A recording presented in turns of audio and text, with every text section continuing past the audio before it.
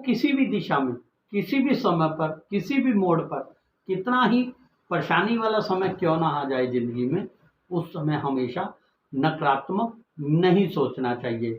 दोस्तों, बहुत ही प्यारा संदेश देकर जो मैं कहानी आप लोगों को बता रहा हूँ, उस कहानी से आप बहुत कुछ सीख पाओगे।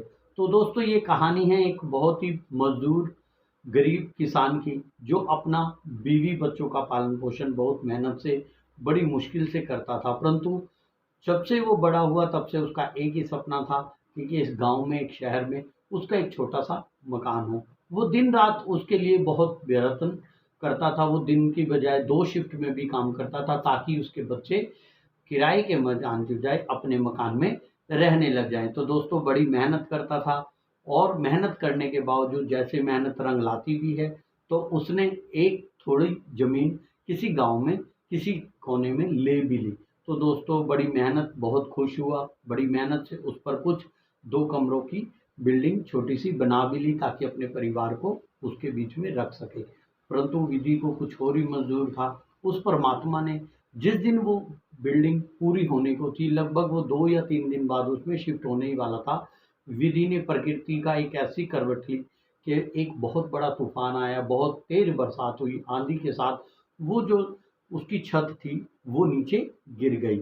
वो नीचे गिर होने के बाद उसकी ज़िंदगी भर की कमाई, कितनी उसका नुकसान हुआ, वो बहुत परेशान हो सकता। तो जब वो सुबह वहाँ पर आया, तो उसने देखा उसका मकान पूरी तरह विध्वंस हो चुका है, वो गिर चुका था। तो दोस्तों, जब वो आस-पास के लोगों को उसका पता लगा कि वो बिल्डिंग गिर चुकी है, तो आस-पास के लोग भी उस बिल्डिंग में उसकी सांत्वना देने के लिए पहुँचे, और उसको कहने लगे कि ये परेशान हो रहा होगा, तो कहीं ये डिप्रेशन में ना आ जाए। परंतु देखे क्या, वो अपने बीवी बच्चों के साथ तो आया, परंतु थोड़ी देर में उसको देखा कि वो वहाँ पर मौजूद नहीं था। लोगों ने सोचा पता नहीं किसी ऐसे समय में कोई गलत कदम ना उठा ले। तो वो जब शहर गया, शहर जाके एक मिठाई वाले से 2 किलो मिठाई लेके आया, और जब वो वहाँ पर मौके पर पहुँचा, तो लोगों को वो मिठाई बाँटने लगा, लड्डू बाँटने लगा।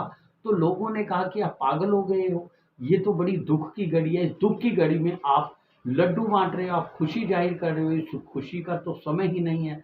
तो दोस्तों, उस मज़दूर का जो जवाब था, आपको भी सोचने पर मजबूर कर देगा कि हम ऐसा क्या सोचते हैं। तो दोस्तों, उस मज़दूर का जवाब था कि विधि ने ये बहुत अच्छा किया कि समय रहते इस बिल्डिंग को गिरा दिया। अगर मैं 2-3 दिन बाद, अगर ये तूफ़ान आता, तो मेरे जो बीवी बच्चे, जिनको मैं खुश होना चाहता था यहाँ पर देखने के लिए, अगर ये तूफ़ान 2 या 3 दिन बाद आते, तो मेरे बीवी बच्चे आज मेरे साथ नहीं होते, वो भी मर चुके होते। तो दोस्तों, परमात्मा ने अगर उसको ये गलत समय दिखाया है, तो वो सोच समझ कर दिखाया है कि उसी में तेरी भलाई है। मेरे को नकारात्मक नहीं सोचना है, मुझे सकारात्मक सोचना है। तो व्यक्ति को, हमें भी यही सोचना चाहिए उस गरीब मजदूर किसान की तरह, कि कई बार हम लोग पूरी ज़िंदगी की मेहनत हमारी खराब हो जाती है, एक छोटे से तूफ़ान आता है, और उस तूफ़ान में हम उस मेहनत को खराब हो जाती है। तो दोस्तों, उस समय में आपको उस परमात्मा का धन्यवाद करना चाहिए कि शायद परमात्मा को और कोई अनहोनी होने से टल गई, और जो इतने परिया में टल गई।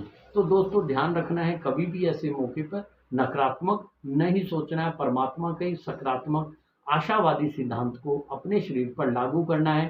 तभी आप समझ पाओगे कि हम, परमात्मा जिसकी सोचता है, वो कितनी अच्छी सोचता है। तो दोस्तों, जब परमात्मा देने की हिम्मत रखता है, तो उसे ये भी मालूम है कि किसे कितना, कब और किस तरीके से देना है। तो दोस्तों, परमात्मा की में संदेह मत करो, परमात्मा के हुक्म में संदेह मत करो कि उसने कब देना है, वो सबको समय अनुसार, उसके अनुसार देता है। तो दोस्तों, ये मेरी कहानी कैसी लगी? इस कहानी से आप ज़रूर शिक्षा लोगे कि आपने नकारात्मक समय में भी अपने आप को सकारात्मक रखना है। धन्यवाद, आपका अपना मोहित शर्मा।